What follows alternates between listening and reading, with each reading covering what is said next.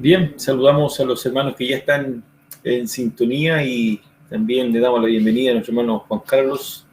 Buenas noches. Bendiciones, Efraín. Placer nuevamente verte, aunque sea a la distancia por internet, y también saludando a los hermanos de IGGEN, que siempre están en nuestro pensamiento, ¿cierto? También a los hermanos que se reúnen ahí en Radio Esperanza para Vivir. Feliz de una jornada más. Esperamos ser de bendición para los hermanos y que el Espíritu Santo ahí nos vaya iluminando algo. Sí, Eso. hay hartos. Amós es una rica fuente. Hay harto. Hay que, para encontrar incluso, al seguir escarbando, uno encuentra cositas, va encontrando detalles bastante preciosos que, independiente que este profeta ha sido citado como un profeta agricultor más que nada, y así me lo enseñaron, como alguien como que se dedicaba a la agricultura y que tenía un bajo perfil, podría así decirse, dentro del conocimiento, pero observando, y lo que decía nuestra hermana Jacqueline, Amós tiene un alto estándar de conocimiento, o sea, el hombre se maneja. Y dentro de ese manejo que él tiene y de la profecía que él explica, ¿cierto? Estas visiones, es que sí tiene detalles muy interesantes que en realidad, bueno, después lo vamos a ir viendo y bueno, ya algunos ya lo hemos visto, que es el lenguaje muy sutil que usa, pero que tiene una profundidad muy enorme. O sea, usa, Sí. ¿cierto?, ese lenguaje que es muy destacable. El capítulo 3 comienza con este llamado de atención, muy importante, pues ese grito, ese anuncio, dice, oh hijos de Israel, o sea, está identificando plenamente a quién se está dirigiendo, y es también nuestra excusa con respecto a los versículos siguientes, y sobre todo ese mal versículo, ¿cierto?, y sacado de contexto, que es el versículo 7 del capítulo 3. Entonces, el anuncio es para Israel y le dice los detalles: yo que te escogí, yo te elegí de todas las naciones de la tierra, a ti, dice, a ti te libré, ¿cierto?, de la esclavitud de Egipto, a todos los que quise salir de Egipto, a ustedes yo estoy, ¿cierto?, anunciando anunciando, ¿cierto?, esta palabra de ingratitud. Ustedes me han sido ingratos, yo he permanecido fiel y ustedes me han sido infieles incluso a mi pacto, a los acuerdos. Y aquí aparecen, ¿cierto?, y lo que estuvimos viendo ayer, estas 6, 7 preguntas con respecto a estas preguntas retóricas que se contestan por sí solas, que la mayoría, en todas, diríamos, son un no, que tiene que ver con la causa y el efecto. En esta situación están ustedes. Esta es la posición en que están ustedes. Ustedes están en una causa y efecto. O sea, la causa de ustedes es el pecado, el efecto es la consecuencia. La causa de ustedes es la transgresión, la culpa, la injusticia, etcétera, etcétera, la inmoralidad, la falta de ese ritual convincente, ese ritual, esa exigencia que pedía la ley con respecto a todo lo que tiene que ver con la ceremonia, etcétera, etcétera, no es convincente, no está en esa actitud real que exige el compromiso de la ley. Simplemente, entonces, en base a todo eso, la consecuencia viene. Y es así que estas 7 preguntas, ¿cierto?, tiene que ver con eso, de que hay una causa y el efecto es sí o sí. Todo, y esto nos da a entender también de que todo pecado arrastra una consecuencia, y eso es lo que le pasa a Israel. Y en base a todo lo que está sucediendo allí, y ayer terminamos con estas preguntas, ¿cierto?, y terminamos en un punto muy importante, dice que usando la figura que Amós viene hablando del mismo versículo 2 del capítulo 1, que es el león. Entonces, si el león ruge, decíamos, león ruge, y la pregunta es, ¿quién temerá? O sea, debería haber temor. Si el león ruge, si Yahweh habla, dice, debe haber temor, debe producir algo, debía producir algo.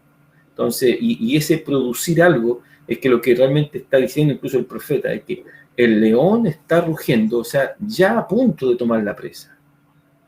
Está a punto, o sea, es cosa de segundos para el Señor, dice, tomar la presa y devorar la presa. O sea, está en un minuto casi cero de llegar y abalanzarse sobre Israel y devorar Israel en el juicio.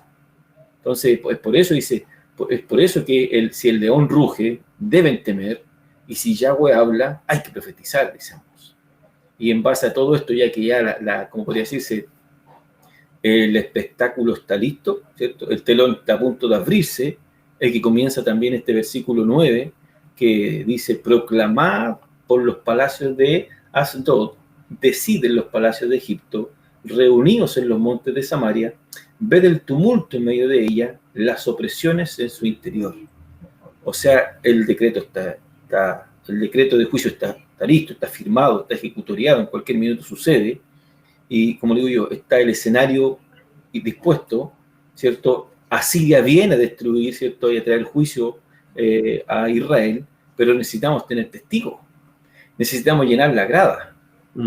Y es por eso que este proclama, que veo yo hoy en el versículo 9, donde dice, proclamad por los palacios de Asdod y decide los palacios de Egipto, es que está llamando a 2 testigos oculares para que vean este juicio. Sí. Para que observen cuán fiel es Dios en su palabra y de que lo que Él dice se hace. Hermano Juan Carlos. Bueno, de hecho, justamente estaba como a un segundo de comentarte eso, de que no iba a ser un juicio privado, no va a ser en una oficina con 4 paredes y nadie más. No, esto va a ser, bueno, y fue público, ¿no? Fue público y ya va testigos para esto. Y da a entender que ellos mismos tienen que proclamar que vengan como testigos a esta asamblea. En esta versión, tengo 3 versiones bíblicas acá que me gustaría leerla. En ese versículo 9 dice, hacedlo saber a las familias de los filisteos de Azoto y a las del país de Egipto, y decid, reuníos sobre los montes de Samaria y observad los muchos desórdenes que reinan en él y las violencias que se cometen en su interior. 2 versiones más, dice, nuestro Dios ha dicho, den a conocer esto en los palacios de Asdod y en los palacios de Egipto. Díganle a la gente que se junte en las montañas de Samaria, que vea el desorden y la violencia que hay en esa ciudad. Los de Samaria no saben qué significa hacer lo bueno, solo saben robar a la fuerza y guardar en sus palacios lo robado. La última versión. Llamen a los que viven en los palacios asirios o en los palacios egipcios y díganle, júntense en las montañas de Samaria para que vean los desórdenes que hay en esa ciudad o los crímenes que en ella se cometen. Entonces el punto acá está en que esto va a ser público. Sí, es un café cargado. Sí, nos llamaron a la oficina, pero es una oficina de cristal. Aquí no están las 4 puertas cerradas, ni las 4 ventanas cerradas, ni las 4 paredes cerradas. Esto va a ser un juicio público. Lo que parece curioso en el juicio, que este versículo da a entender que los testigos más encima son, por decirlos, indignos. Bien, porque ellos son tan injustos como a los que van a ser juzgados. Es como si fuera un juicio a la iglesia. Te lo voy a poner en este plano. Si fuera un juicio a la iglesia evangélica, ¿bien? Y Dios dijera, vayan y reúnan a los testigos de Jehová y a los mormones para que estén presentes en lo que yo les voy a hacer a ustedes. Es algo semejante a eso.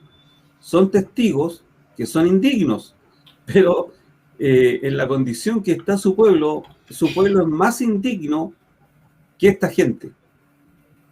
Después Dios va a hacer juicio contra esta gente, de egipcios, de Asiria, de los babilónicos, los caldeos, pero en este momento está llamando testigos para que se vea que esto va a ser público. Ahora, va a ser en 40 años más.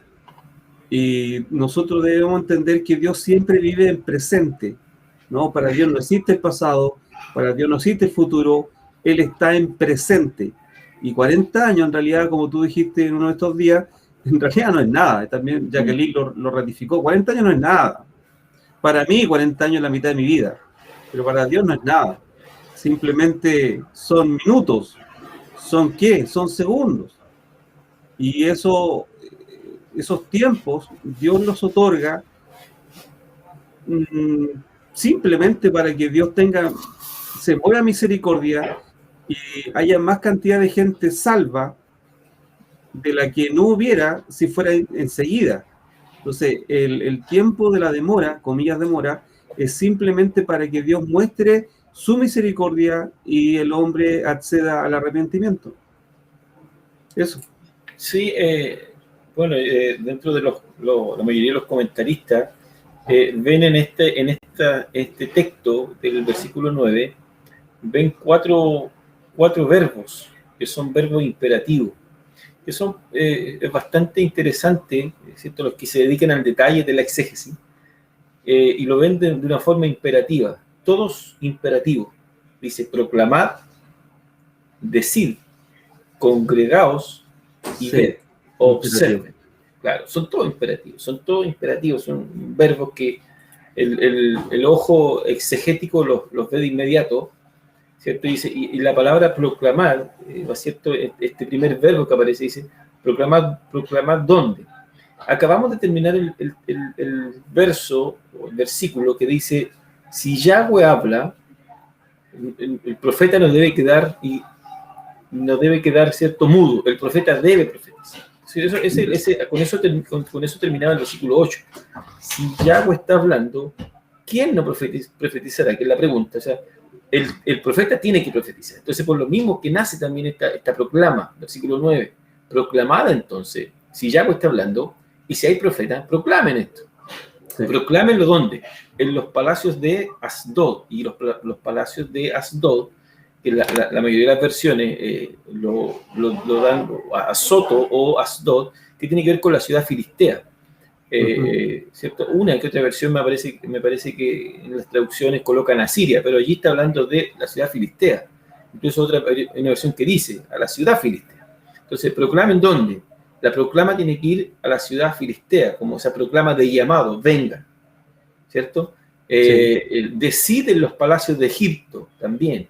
Deciden los palacios de Egipto. Y luego dice, congregados, ¿dónde? Y ahí está citando el lugar. Congregados dice que ambas naciones, filisteos y egipcios, se reúnan en los montes de Samaria.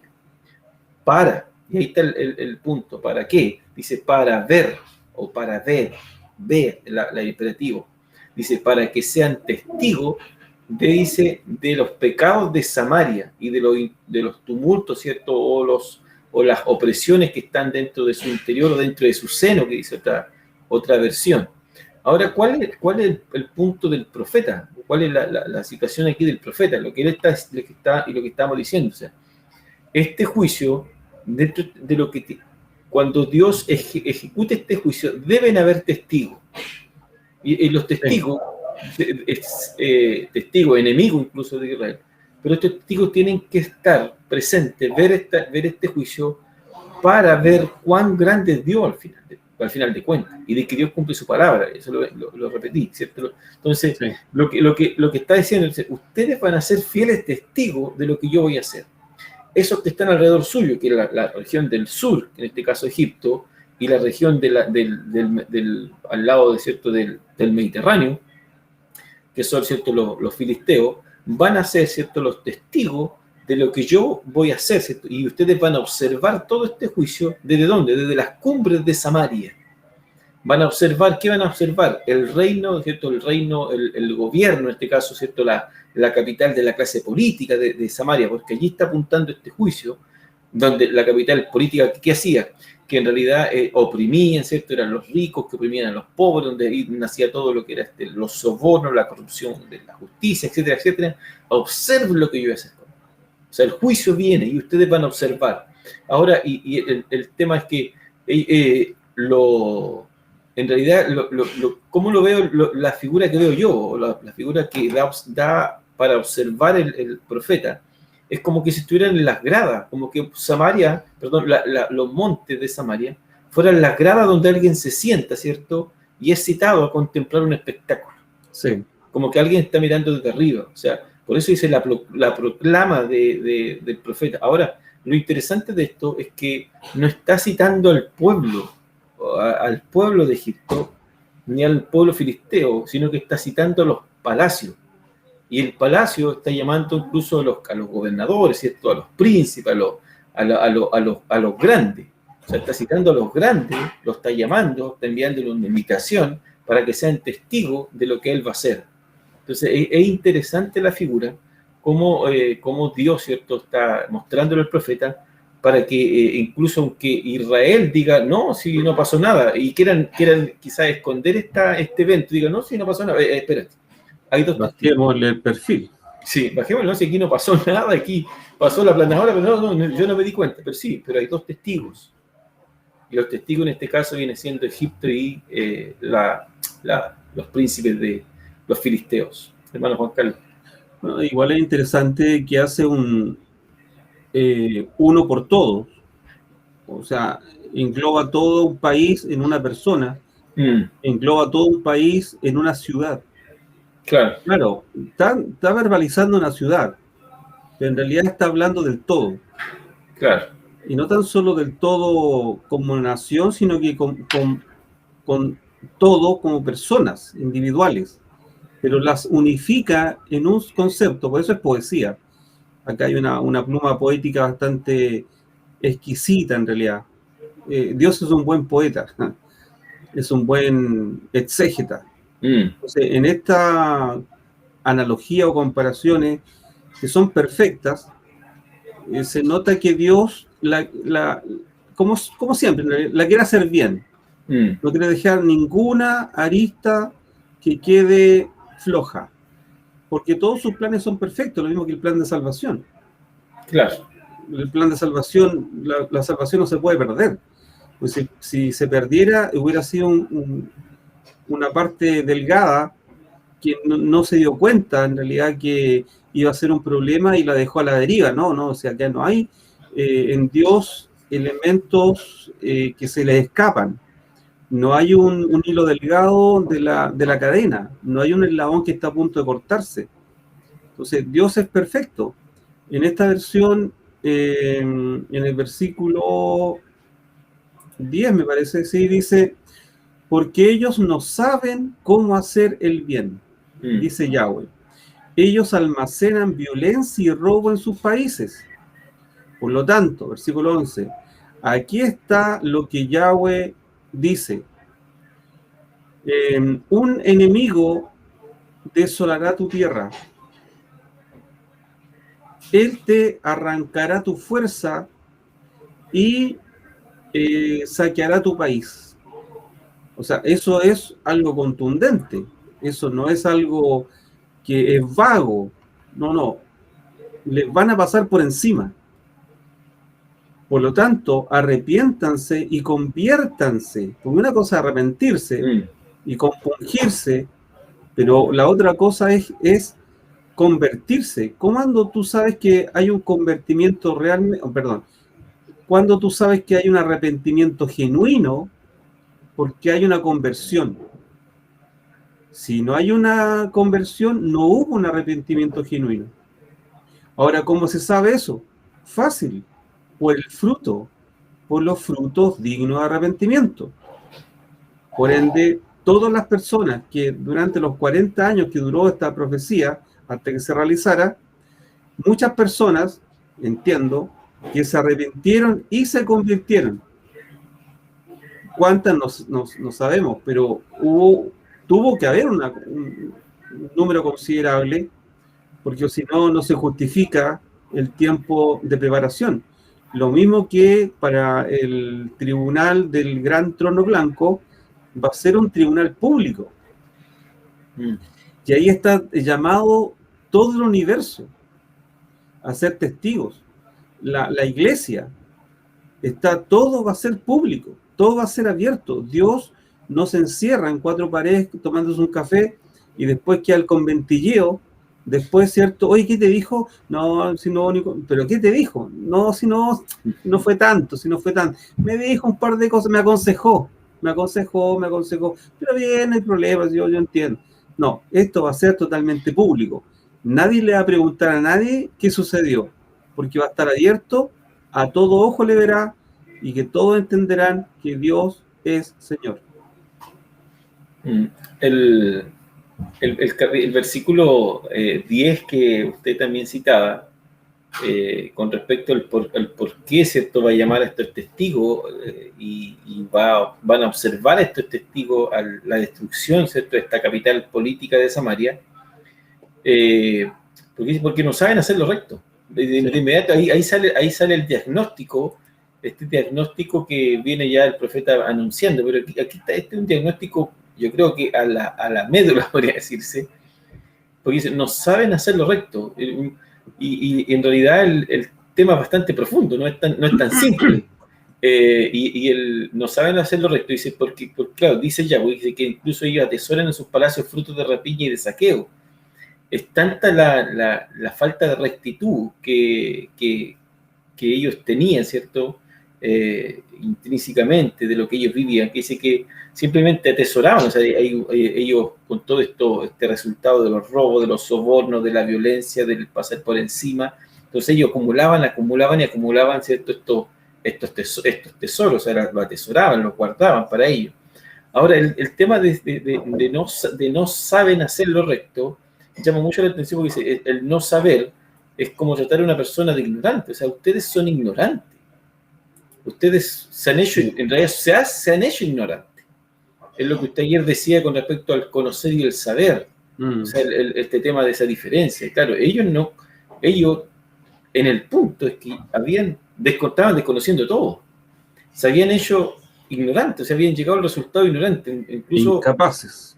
Claro, incluso en una degradación. O sea, si fuera en una escala, que el hombre siempre ha apuntado hacia arriba, estoy en una escala descendente. Porque, o sea, es cómo alguien llega a esa ignorancia. O sea, habían perdido toda lógica del saber, porque se supone que eran los hijos de Yahweh y habían perdido todo el conocimiento.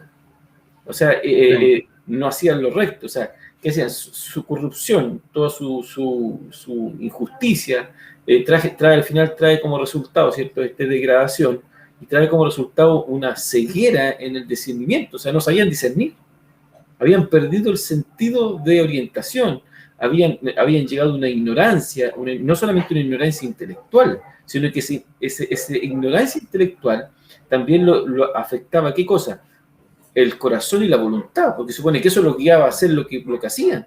Entonces eran íntegramente ignorantes. Claro. Íntegramente ignorantes. Entonces, aquí es lo que apunta yo, que ¿a qué apunto? Porque si la palabra dice, no saben hacer lo recto, y allí el tema de lo recto, que incluso la palabra en el hebreo viene de esta famosa vara de medir, que esta herramienta que usaban, ¿cierto? En realidad los mesopotámicos la usaban, ¿cierto?, para las construcciones, ¿cierto?, para medir cerco, para medir paredes. Entonces, ellos, esa vara, ese estándar, no la sabían. Lo que está diciendo, ustedes no saben usar la vara de medir. Claro. Ustedes esa vara, esa herramienta, les quedó grande. Les pesa. O sea, esa vara, o sea, ustedes no toman esa vara como el estándar de medición de la justicia. No toman esa vara para medir, ¿cierto?, los apremios que hacían contra los pobres. Ustedes no usan esa vara para medir la ley, para medir la ordenanza, para medir los sacrificios, para medir, ¿cierto?, su comportamiento, para medir el tema de la instrucción, de estar siempre en contacto, para medir también la palabra de Dios que venía a través de los profetas, para medir también a estos hombres que, ¿cierto?, se tomaban este voto nazareo. O sea, ustedes no saben, son tan ignorantes que ustedes le colocan la vara de medir y no la usan. No saben usarla. Así es. Seguramente ellos en alguna manera se excusan, ¿no? Es como una vera hacia ellos. sí señor, usted tiene razón, lo hice por ignorancia, ¿no? Pero es que esa ignorancia no puede ser un haber hacia ellos, sino que al contrario, esa ignorancia es voluntaria. El punto es ese, es una ignorancia voluntaria, porque teniendo todos los elementos para saber hacer el bien, saber hacer lo recto, no lo hacen. Hay una versión bíblica de 1976, dice, la Jerusalén me parece que es, dice, no saben obrar con rectitud, no saben hacer lo recto, como tú dices, la vara. Oráculo de Yahweh, ¿no? Así ha dicho Yahweh. Los que amontonan violencia, mira la figura poética que usa, que es exquisita. Los que amontonan violencia y rapiña en sus palacios. Sí. O sea, esta gente ya no tenía siquiera casa. No. Esta gente tenía palacios. Y algunos historiadores dicen que estaban cubiertos con mármol. Con figuras. Y que el mármol lo incrustaban en las paredes con figuras de ídolos. Dice. Entonces, ya se les pasó la mano hace rato ya. Pero me llama la atención la pluma, por decirlo así, amontonan violencia y rapiña en sus palacios. Es decir que, claro, amontonan, juntan riquezas, ¿no? Porque era un tiempo bastante virtuoso, pero hace la comparación, hace el símil, que esa gran cantidad de opulencia fue ganada con violencia sobre el pobre, con violencia sobre el humilde, y aplicaron injusticia. Y más encima dice, y rapiña en sus palacios. O sea, era como un zarpazo robarle a la gente, y después cuando la gente iba donde el juez para que le hiciera justicia, el juez tampoco le hacía justicia. No. El juez también estaba comprado. O sea, ya no, ustedes no tienen por ningún lado, no tienen por dónde justificarse. Entonces, acá hay un punto re importante, que tú no te puedes justificar con tu ignorancia. Entonces, si alguien te dice que sí, hermano Efraín, si yo sé, que sabe qué pasa, así me enseñaban a mí. Así me enseñó mi pastor. Es que así se enseña antes. Pero hermano, y la voluntad suya para estudiar, para adquirir conocimiento, no pasó nada. Entonces, esa ignorancia o ese desconocimiento no puede ser un haber, sino que tiene que ser un perjuicio para mí. O incluso, te digo, de hecho lo comenté una vez anterior en una charla, en que hay personas que el desconocimiento lo tienen como un haber. Yo escuché varias veces que alguien dijo, mira hermano, yo no sé nada de la Biblia. No, lejos de mí. Yo no sé nada de la Biblia, nada. Me cuesta mucho leer, no retengo, me cuesta retenerme. No, de Biblia no me pregunte nada. Pero el Señor me usa. Entonces tú dices, bueno, termina siendo un haber el desconocer, y pareciera que es un perjuicio conocer.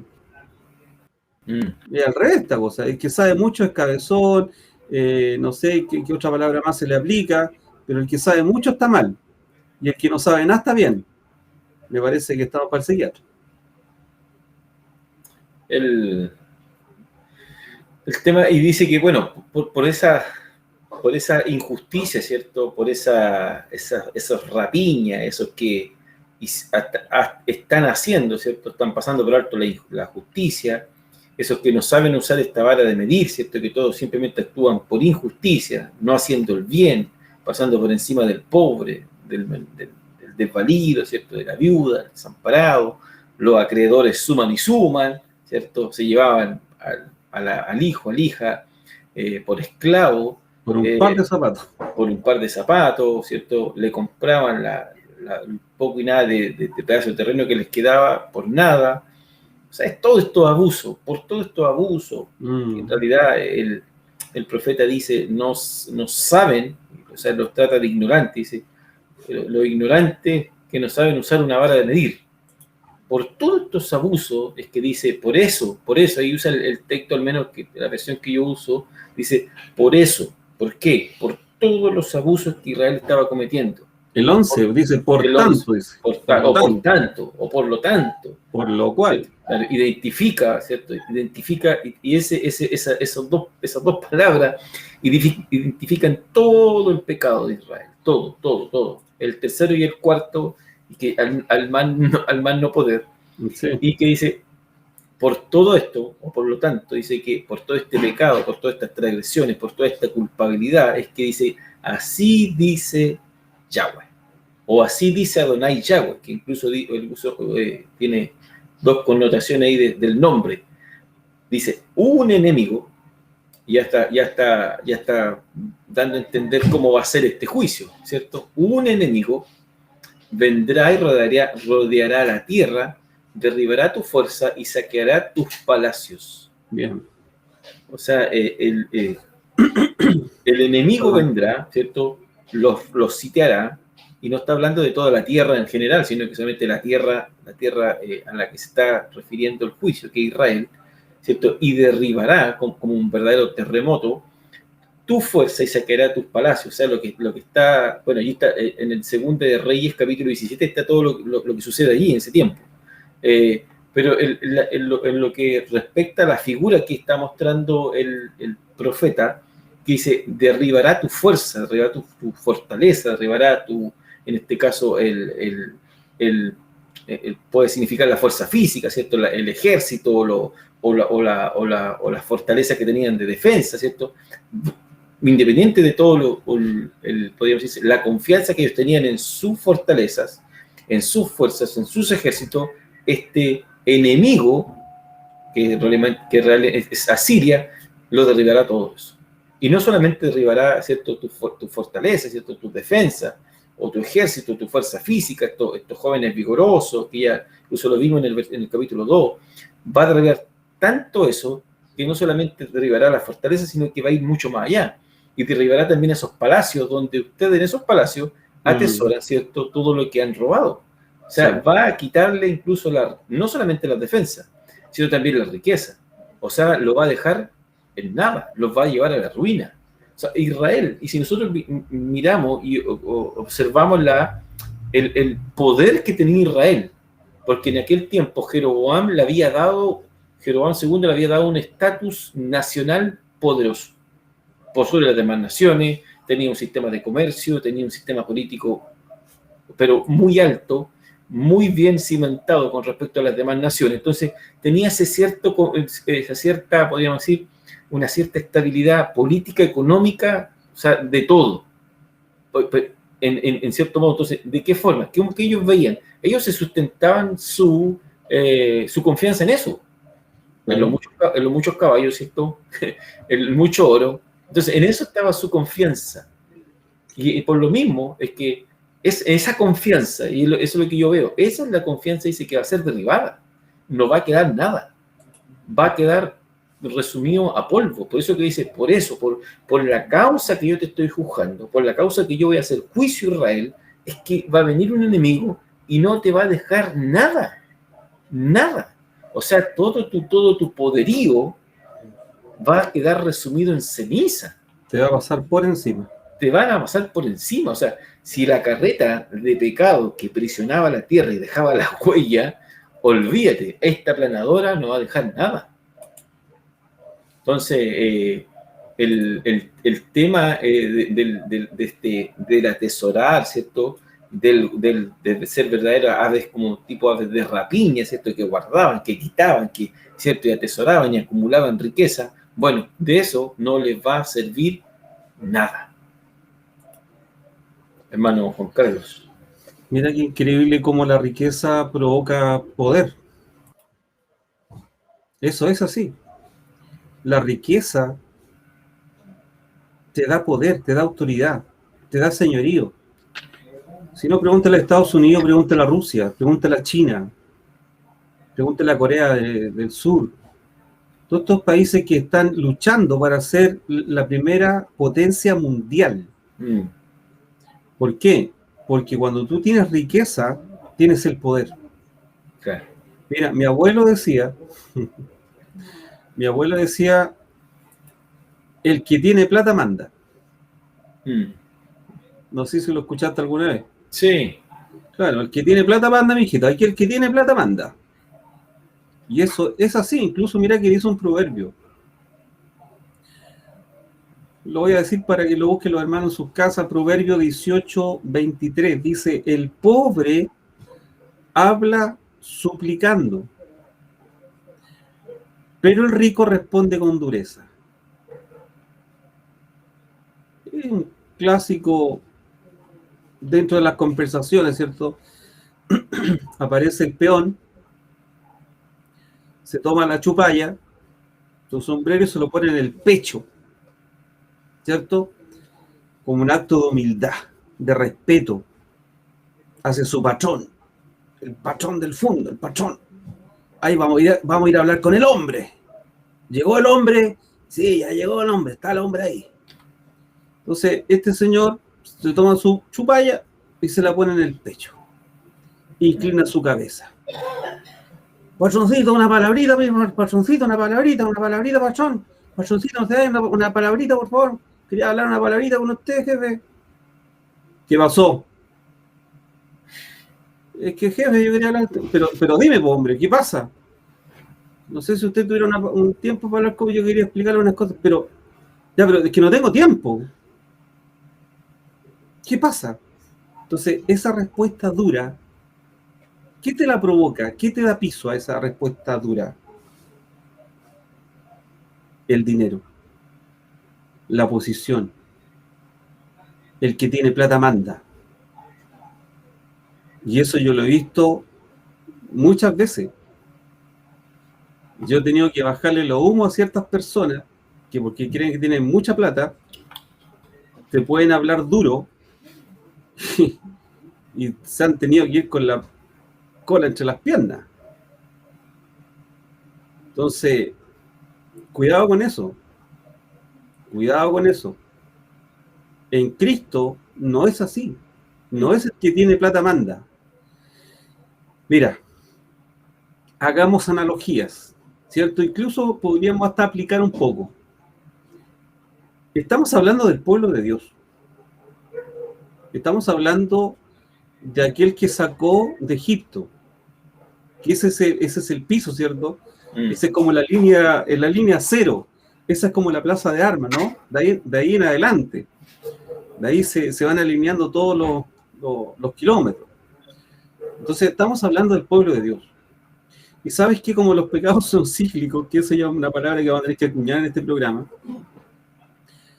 la iglesia no está exento de esto. Pero más que la iglesia, yo quisiera hablar de las congregaciones, más que iglesia, ¿cierto? Las congregaciones, sobre todo apóstatas, cuando tú ves con personas con mucho poder, con mucha autoridad, con mucha jineta, toda la autoridad depositada en una sola persona. Entonces tú ves la misma figura, Efraín. Claro, tú no ves la chupalla en el pecho, pero sí tú ves una genuflexión. Somos genuflexos. Es una inclinación reverente. ¿Cómo está mi obispo? ¿Cómo está mi obispo? ¿Cómo está mi presbítero? Entonces, esa genuflexión implícita está del hermano que no tiene ni un cargo, se sienta en la banca el día martes, jueves y domingo y escucha y saluda con una sonrisa, saluda con cariño y siempre con una genuflexión reverente. Y tú no ves eso en los que se dicen príncipes dentro de las congregaciones. Al contrario, tú ves una mano estirada, ¿cierto? Tú ves una autoridad que se refleja en el tono de voz. Cuidado con eso. Cuidado con eso. Nosotros debemos ser siempre, como decía Pablo, que debemos estar relacionados con los humildes.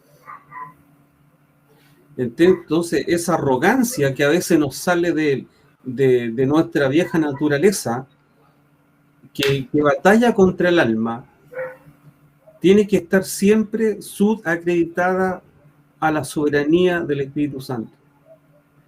Nosotros no podemos tener eso. Incluso, mira, es tan así que las congregaciones apóstatas, porque yo quiero subacreditar esto a las congregaciones apóstatas, ¿cierto?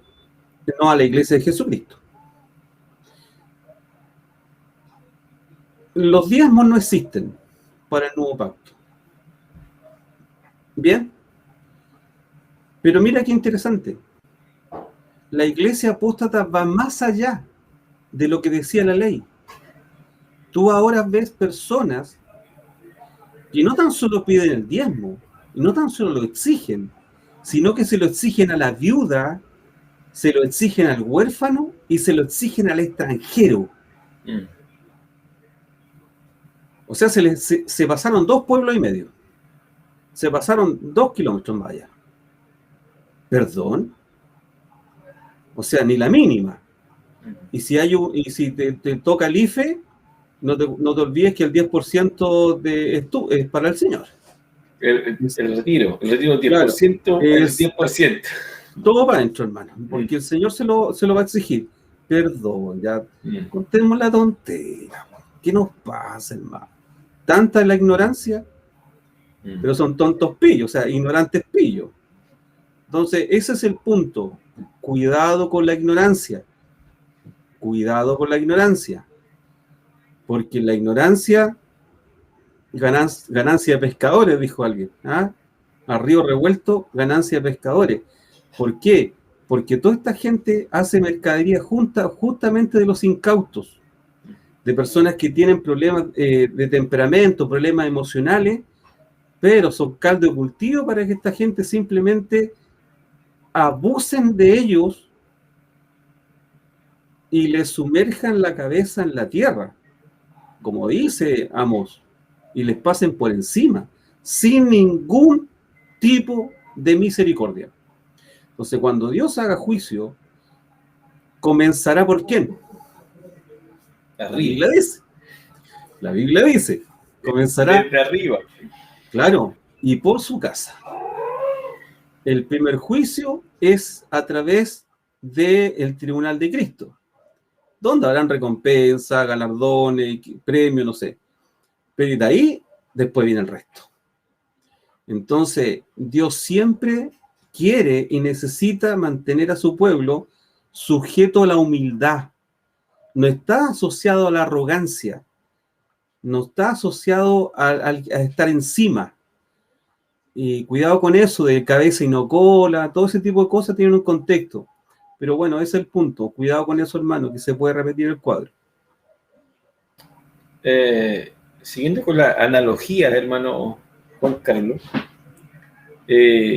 bueno, y antes de entrar en mi analogía, si el diezmo fuera ley, sería genial. No sería incluso no sería malo, pero si fuera ley. Pero no lo es, o sea, y si fuera ley, ya, claro, ok, el diezmo, como corresponde, ¿cierto? Las veces que corresponde, o sea, si nos vamos al pie de la letra del diezmo, cada 3 años. O sea, cierto, claro, cada 3 años, el diezmo, la devolución del y a quien corresponde había que dárselo, en qué se tenía que usar, etcétera, etcétera, etcétera, sí. Etcétera. O sea, sí. Pero no estamos en la ley. Ese es un punto. Ahora, una analogía que quería ver yo, que es la analogía de la riqueza. Ese tema de la riqueza o el tema de la bendición y de que el estar bendecido, ¿cierto?, con riqueza se da a entender de que tienen la aprobación divina, que hay una cierta aprobación divina.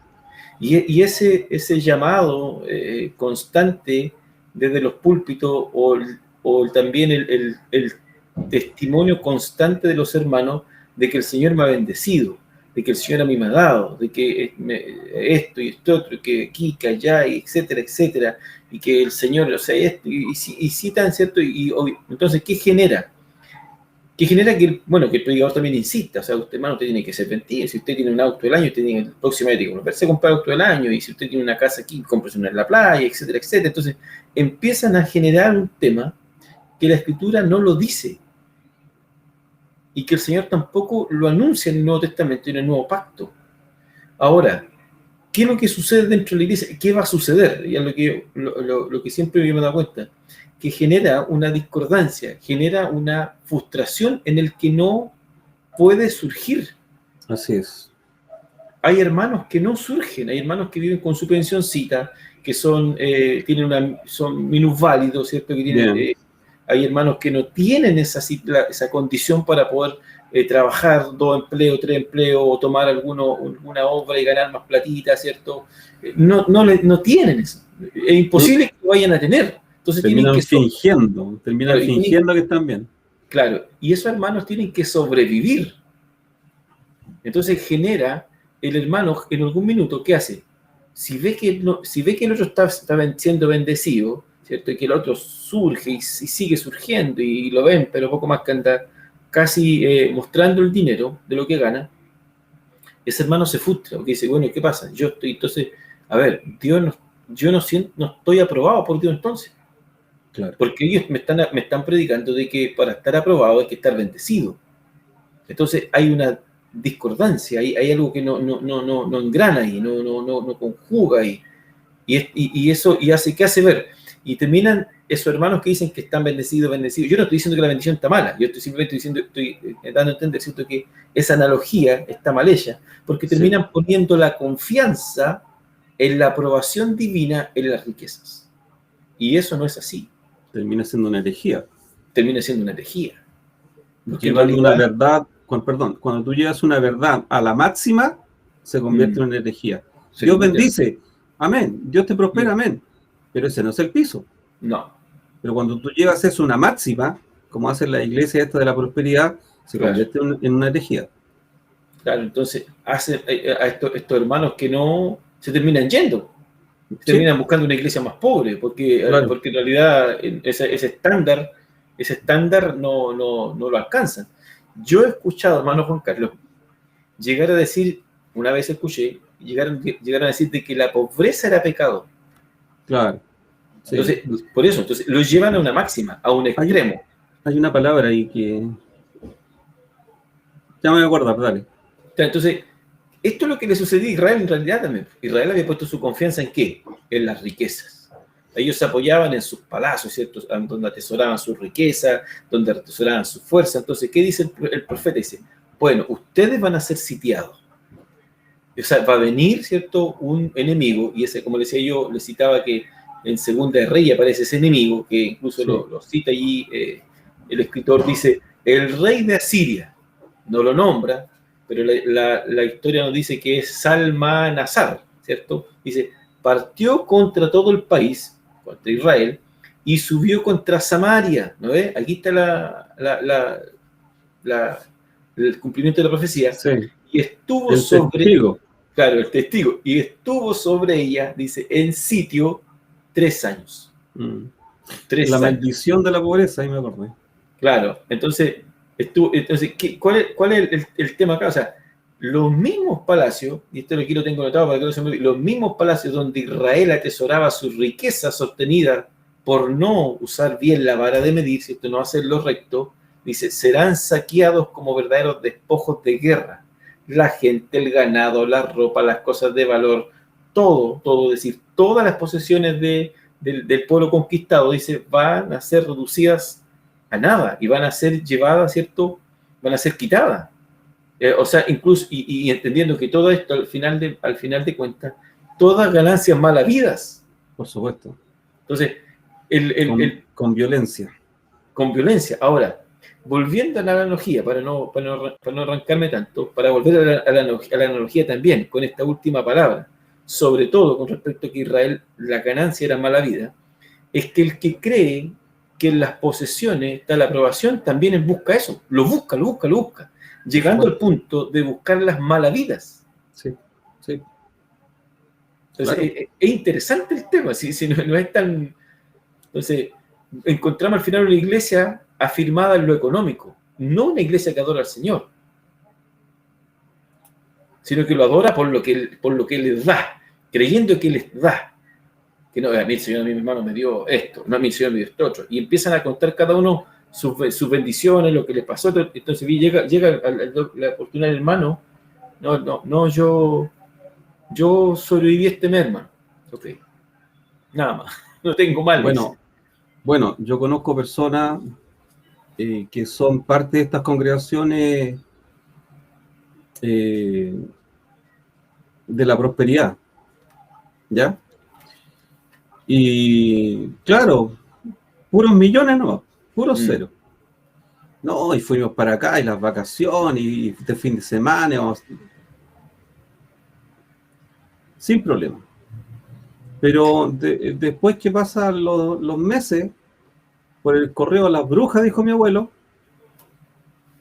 sé que las tarjetas las tienen, pero topadísimas. Entonces, ¿cómo se explica eso? Porque es una fantasía, ellos viven fantasía, pero se visten como gerentes de banco. ¿Ah? Pañuelito aquí en el bolsillo, zapatitos con punta, pero pregúntale cómo está su tarjeta de crédito. Sobregirada, copada. Entonces es una mentira, es una burla. Es una burla. Yo conozco personas así. Y personas de esas congregaciones que diezman y pactan, terminan pidiéndole dinero prestado a personas que no son de sus congregaciones. ¿Para qué? Para no exponer que están mal de plata. Entonces van cambiando autos, pero con la tarjeta, pero ya estiradísima. No son bendiciones. No son bendiciones.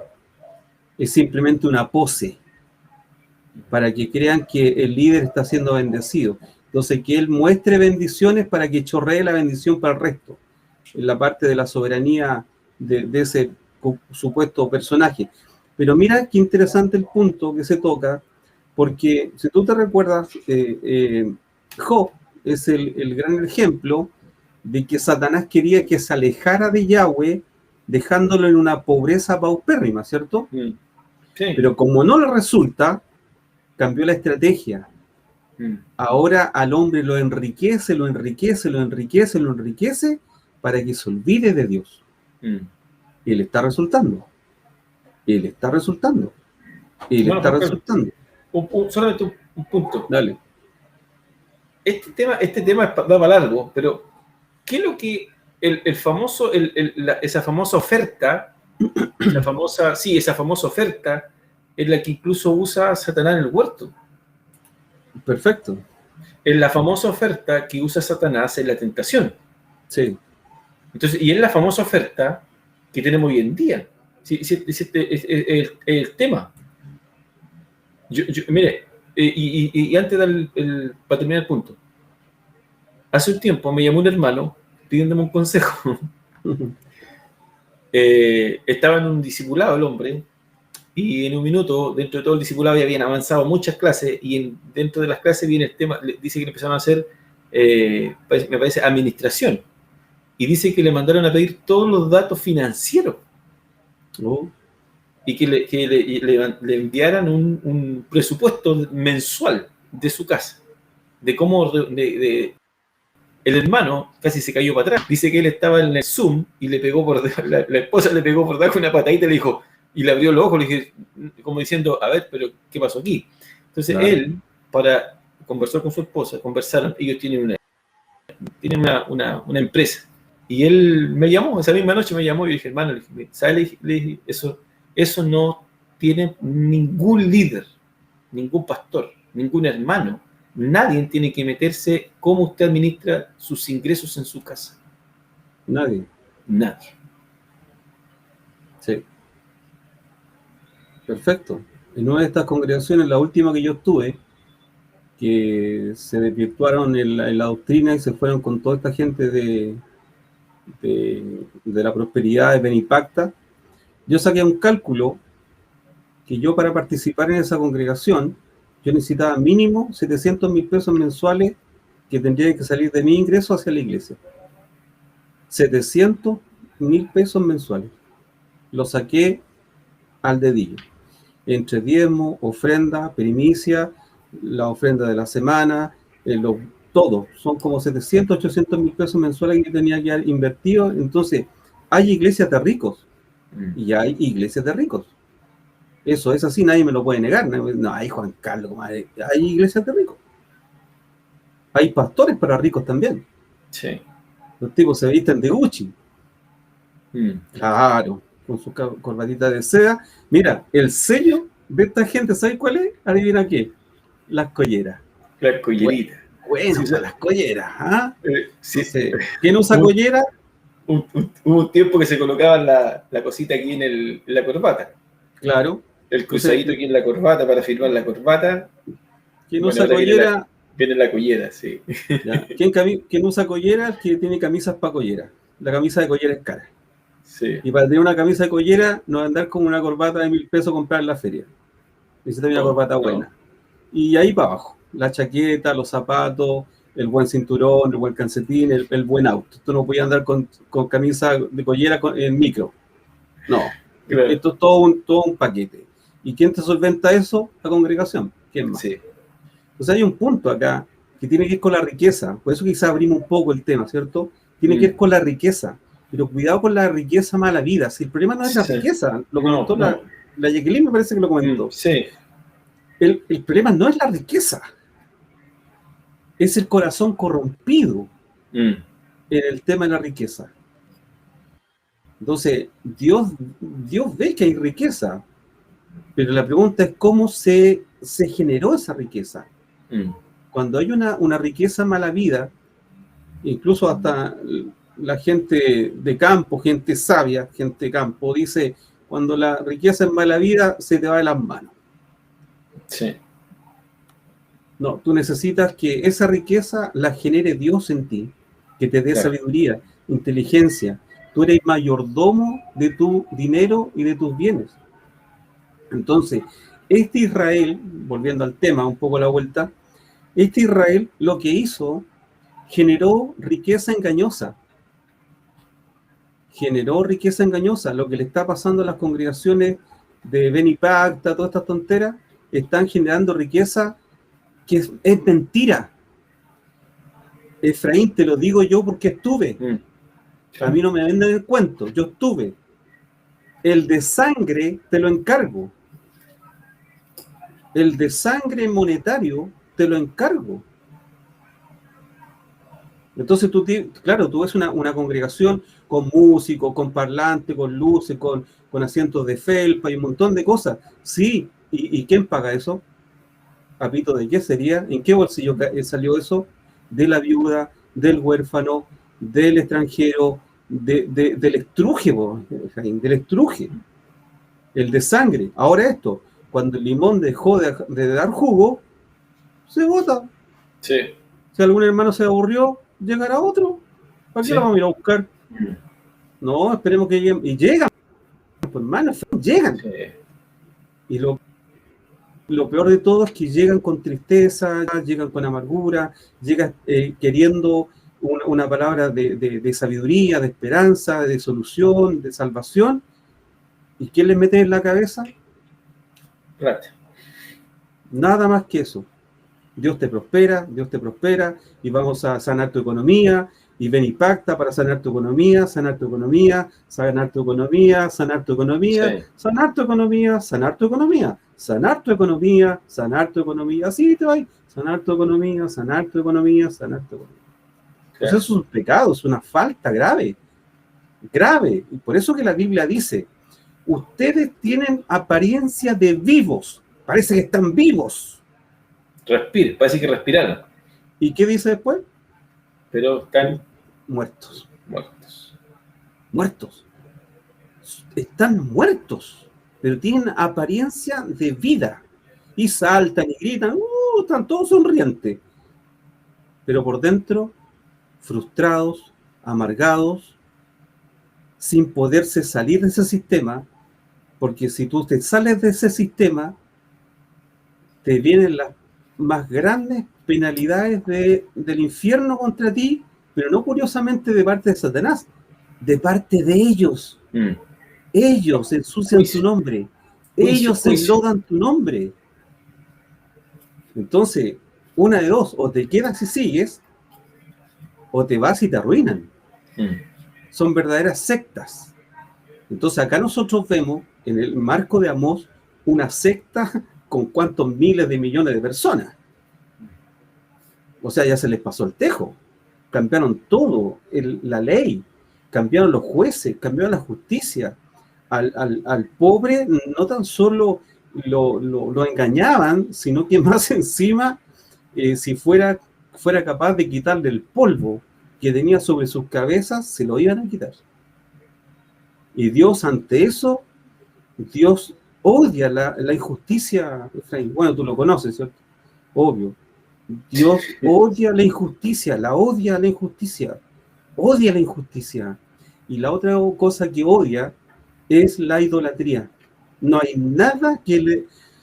Esa sí que le pasó, ya, cortemos la tontera. Cuando hay idolatría, yo estuve pensando un tiempo en eso, ¿qué tanto le fastidia la idolatría al Señor? ¿Qué tanto? Y sí, cuando la estudié, dije, Señor, tiene toda la razón. Incluso la riqueza e idolatría. Claro. Ahora imagínate el punto que es comparativo. Hagamos cuenta que tú tienes una piedrecita de triángulo, ¿ya? Puede ser de la piedra de lo que sea, de mármol, una pirámide chiquitita. Y después tú dices, este es mi Dios, este es mi amuleto, este es mi Dios. Yo de esto no salgo, yo me devuelvo a la casa a buscarlo. Este es tu Dios, esto. Y tú me has comparado esto, el Dios del universo que creó los cielos, la tierra, el mar y todo, y me comparas con esto. No, eso al Señor esa fue la última gota que rebasó el vaso. La idolatría y la injusticia son cosas que al Señor, de la nariz larga, dice, hasta aquí sería, nos vemos. No escucho a nadie. Y vamos con los juicios. El tema, para avanzar con el versículo, el tema porque te voy a dedicar un poco el tema de la riqueza. El problema no es que yo siempre digo, yo no estoy en contra de que Dios bendiga a alguien. No estoy en contra de la riqueza. Y tienen que haber ricos, tiene que haber un equilibrio en este asunto, si no. El problema está que el problema o el pecado, y el pecado que cometieron los reyes de Israel, y eso lo dejó claro el Señor, lo dejó muy claro. No a las mujeres, no al oro, no a los caballos. Eso es lo que dice en el lenguaje, ¿cierto? Pero lo que tiene que ver es que no pusieran su confianza en el ejército, no pusieran su confianza en las riquezas, y tampoco se desviaran con respecto a tener muchas mujeres que era tener con el pecado sexual. El punto es que Dios sí prospera, Dios sí da. Por supuesto. Dios, al buen administrador, Dios le va a dar. ¿Sí? El buen administrador va a ser, pero no es que usted llegue y cierre la billetera y diga, Señor, por favor, ahí ve y todo, duplicó, no, sino el Señor no es un Aladín. El punto es que cuando la persona pone su confianza en la riqueza, pone su mente, pone su esfuerzo, su corazón, y se desespera y todo el tema. Entonces, ese es el problema grave. Y ese es el problema grave de Israel. Israel atesoró tanto la ganancia, atesoró tanto la riqueza, que no le importó el pobre, no le importó la viuda, no le importó el desamparado, no le importó el endeudado, el que tenía que endeudarse. Hermano Juan Carlos, yo tengo que juntar 700. Bueno, habían otros allí que tenían que, en Israel, pagar la deuda, le habían doblado el interés y no hallaba qué hacer. Le quitaban el manto, le quitaban la tierra, le quitaban, o sea, toma, ahí tiene un par de sandalias y era. Y alégrate. Y alégrate. Entonces, ese es el tema, o sea, habían puesto tanta su confianza en el poder, porque la riqueza también le daba poder, ¿cierto? Le daba estatus, le daba, ¿cierto?, altura, que en realidad el tema, insisto, es un tema de confiar en eso y de quedarse, dejarse como descansar en eso, cuando en realidad el Señor no los llama a eso. O sea, nuestra confianza debe estar en Él. Él es nuestra confianza. O sea, si el Señor, cuando el Señor en el versículo 1 del capítulo 3 les dice a ustedes solamente elegidos, si ustedes son, versículo 2, ustedes lo he conocido de todas las demás naciones de la tierra, y yo los liberté, y esa palabra yo lo liberté o yo lo saqué de Egipto, ese solamente yo lo saqué de Egipto, para mí son años y años de historia. Entonces, de sustento, de abrigo, de comida. O sea, a ustedes no le ha faltado nada porque yo he sido con ustedes. Claro. Si eso es lo que está diciendo, o sea, ustedes que han hecho, ustedes me han dado la espalda a mí, que yo soy el que le estoy dando y ustedes no me están reconociendo a mí. ¿Ustedes qué están haciendo? Están colocando su confianza en la riqueza y me abandonaron. Yo soy el Dios del pacto. Yo me mantengo fiel al pacto, pero ustedes, nada. Bueno, por eso mismo te comentaba ayer, que Dios, o antes de ayer, que Dios no es segundo de nadie. Pasó quizá eso así rapidito, ¿ah? ¿No? ¿Qué dijo Juan Carlos? Algo así como que Dios no es segundo de nadie. Es que eso es así, Dios no es segundo de nadie. Incluso, ¿te recuerdas que a David lo sanciona, por decirte una palabra, por haber censado al pueblo? Sí. Y como Dios se le queda ahí, ¿qué estás haciendo? No, estaba censando al pueblo. ¿Y para qué? No, que vamos a ir a la guerra y queríamos saber con cuántos vamos.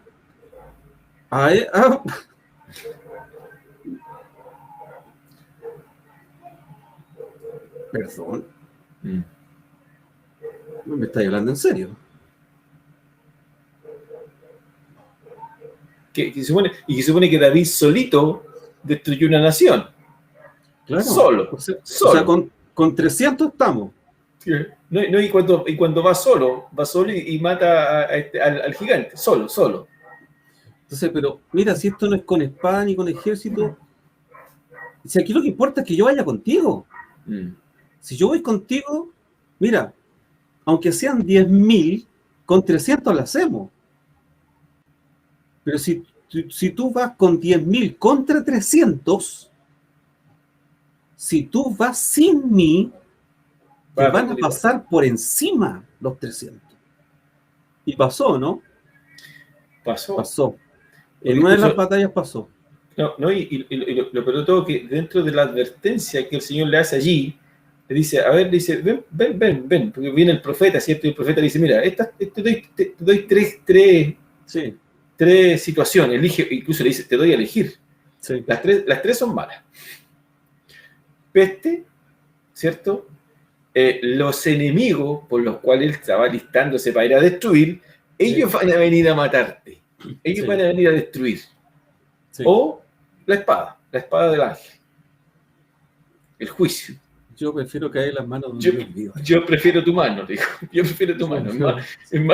Tu mano es más misericordiosa. O sea, tuvo que reconocer en quién confiaba. El punto, si uno lee bien el texto, tenía que ver que no tenía que descansar la confianza en su riqueza ni su poderío militar. Tenía que descansar su confianza en el Dios que lo había puesto ahí como rey para reinar en su lugar.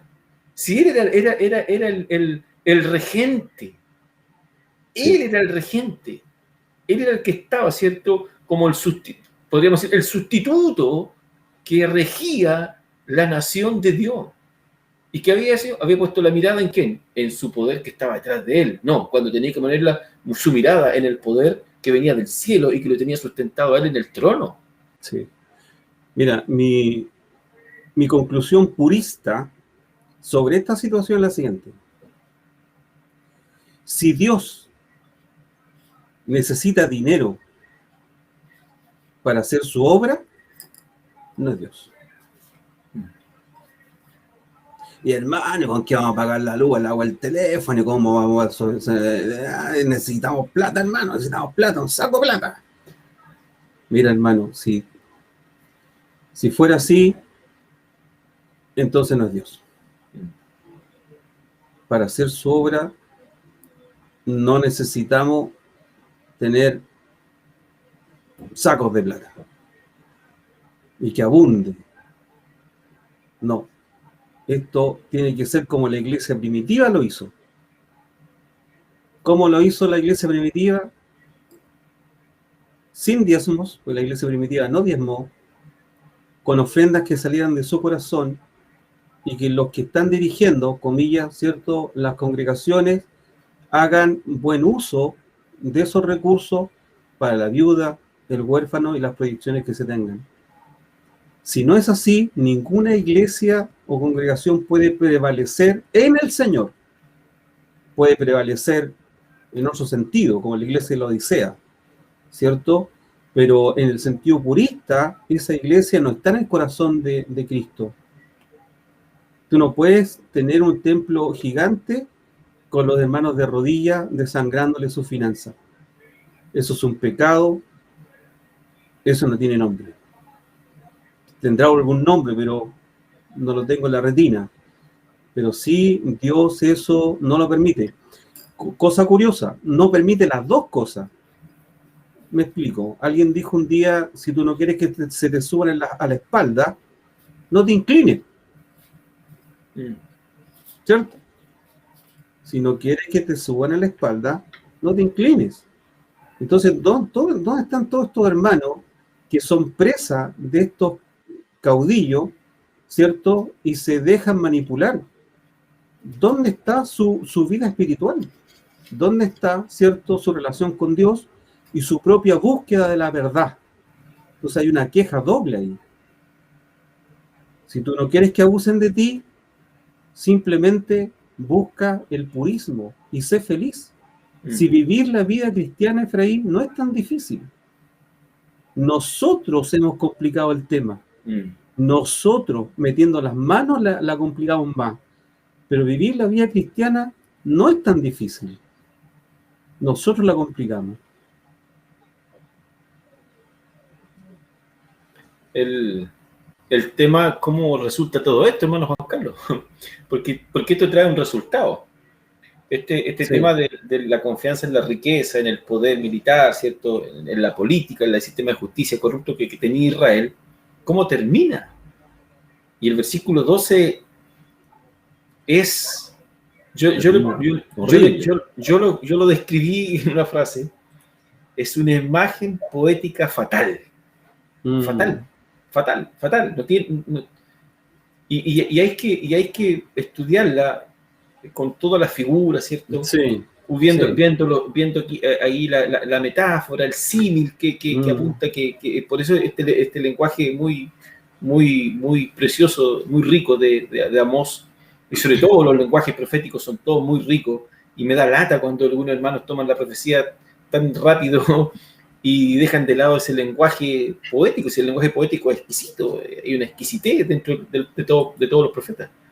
Y dice, así dice Yahweh, como el pastor rescata de las fauces del león, o de los dientes del león, un par de patas de la boca, ¿cierto? Un par de patas o la punta de una oreja. Efraín, ¿sí?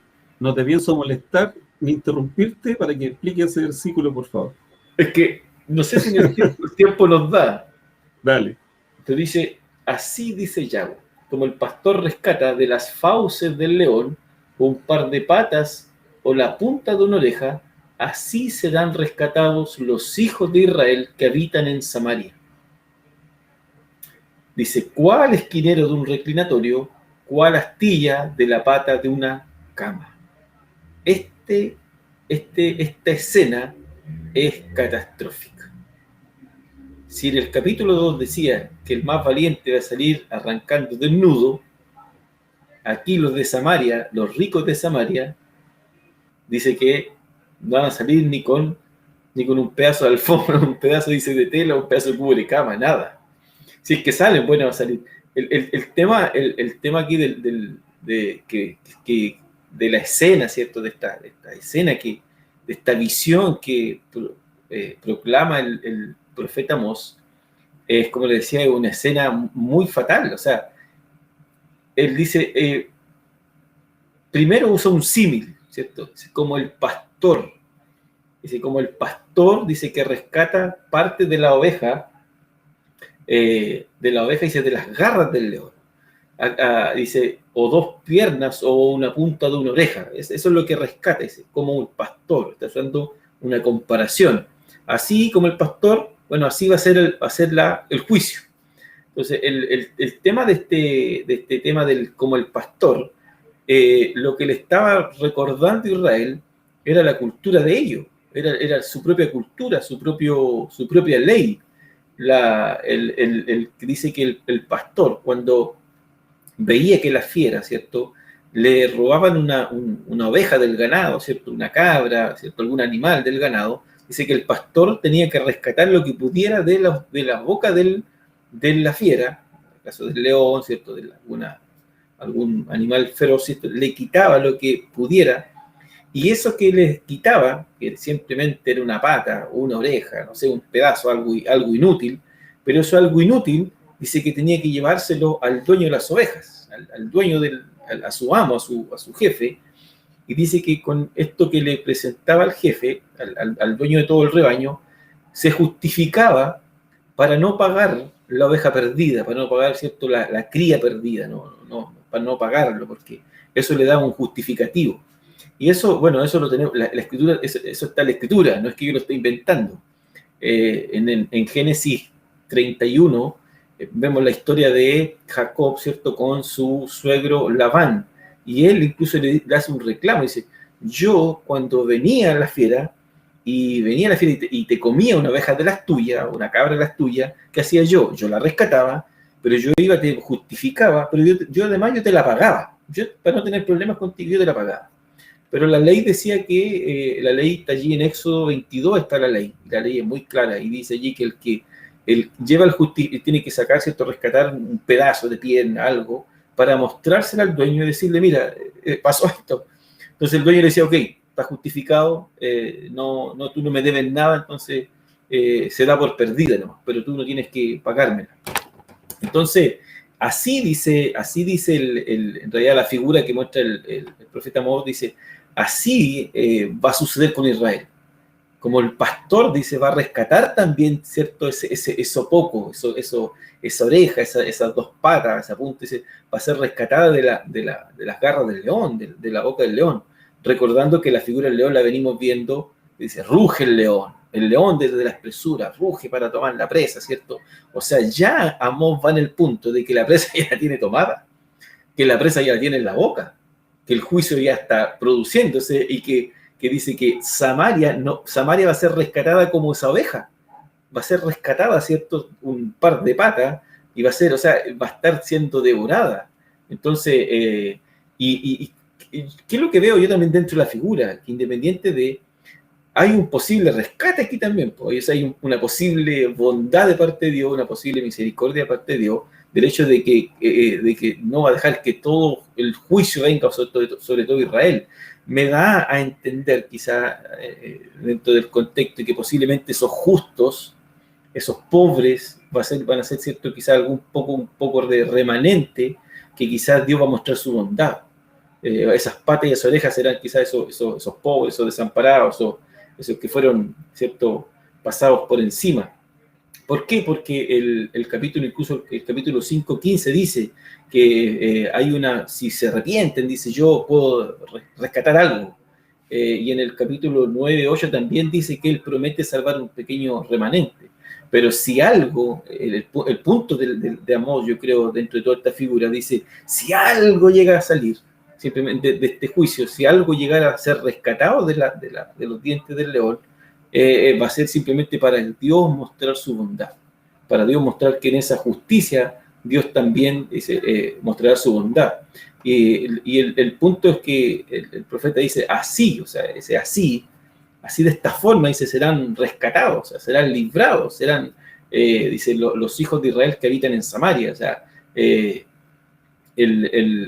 pero el tema, independiente, como les decía yo, hay varias figuras que uno ve, pero así serán rescatados, así serán librados, también hay como una ironía del escritor, o sea, como diciéndolo de forma irónica, así, pues, como riéndose, así, ustedes así de ese punto van a llegar, o sea, van a ser librados porque, como por el pastor en este caso, ¿cierto? Usando la figura, pero en realidad que ustedes, donde ustedes descansaban, en el sentido descansaban en su riqueza, ¿cierto? En su opulencia, en su sistema político, económico, comercial, etcétera, etcétera, o sea, así no va a quedar nada.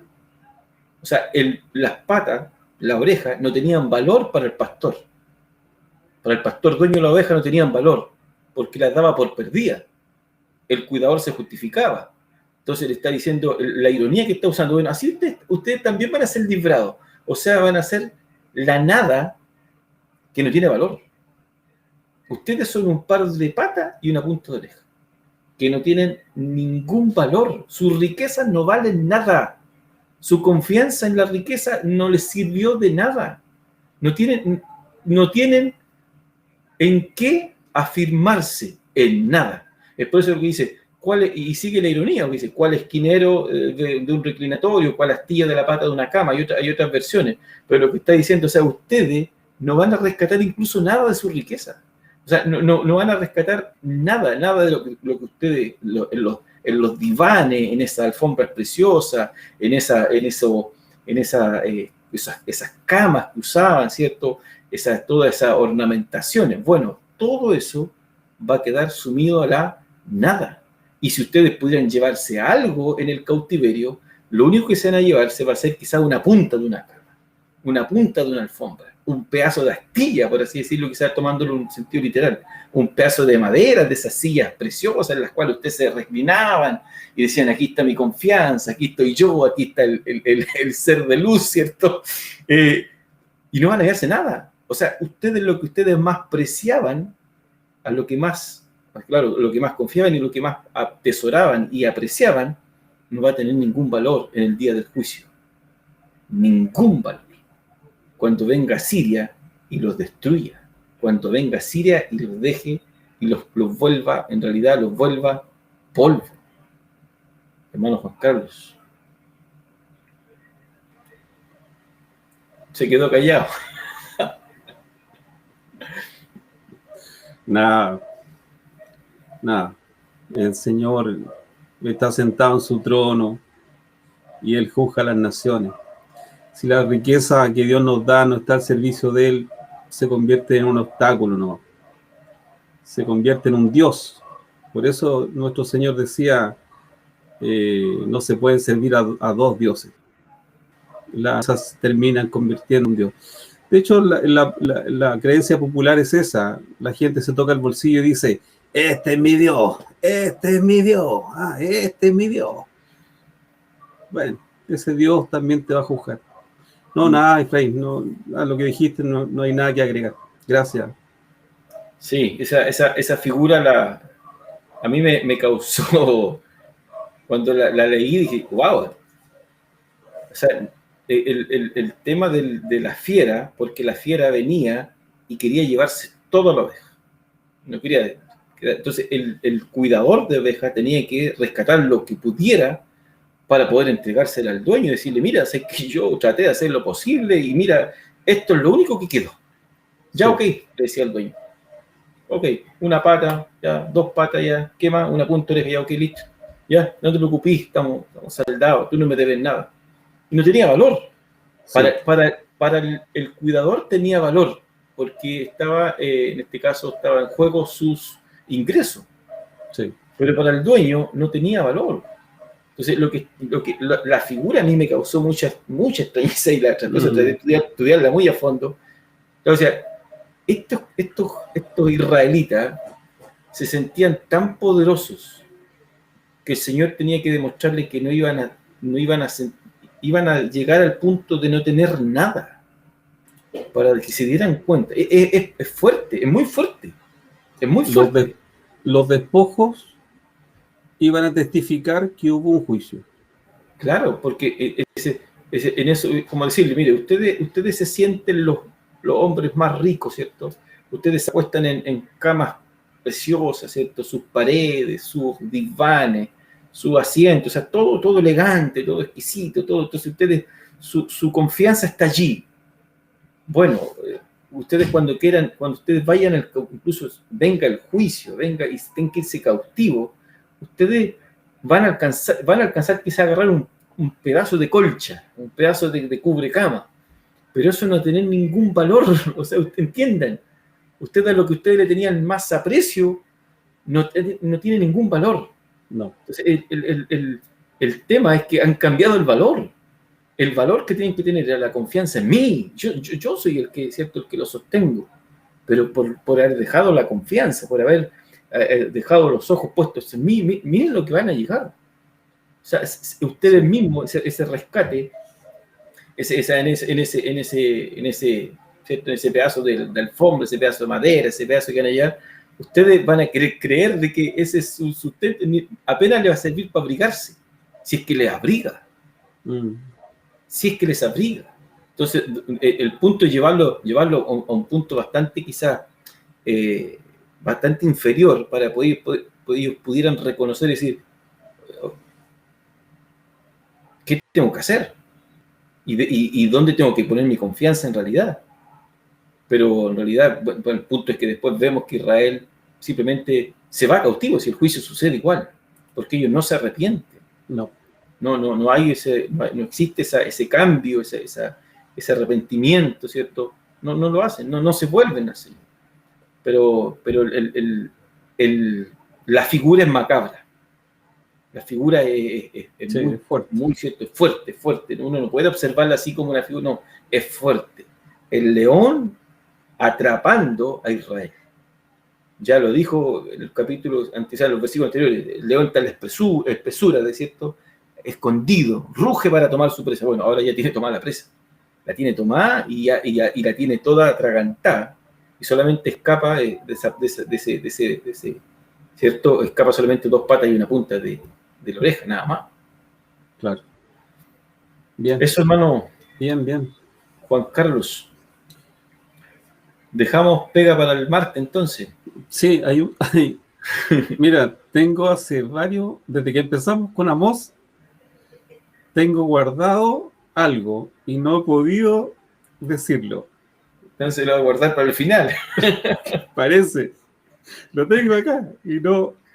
Ya va a llegar el momento de darlo, pero no, todo esto tiene un hilo conductor que el Espíritu Santo igual va hilando ideas y conformando situaciones. Así que es una palabra supina, dijo la hermana Jacqueline. Sí.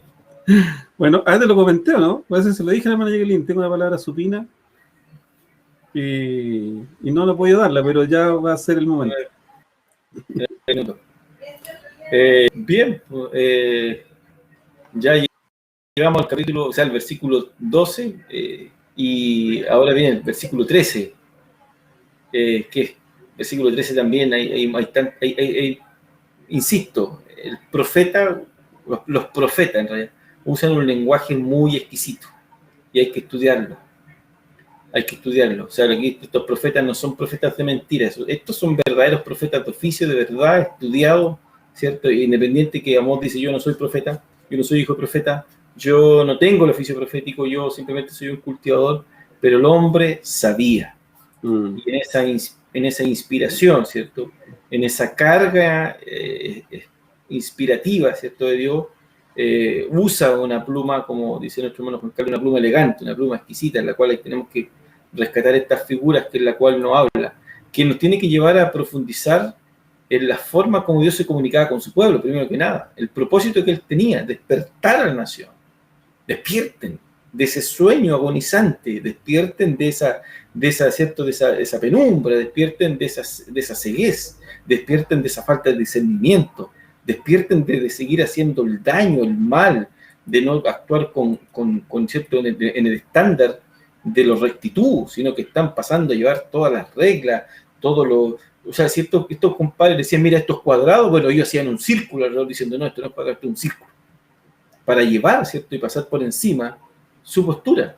Entonces, este llamado del profeta y de todos los profetas es el llamado, vuélvanse a Yahweh, vuélvanse a su Señor, vuélvanse, ¿cierto?, como nosotros decimos, volvamos al purismo, vuelvan al purismo, vuelvan a la teocracia.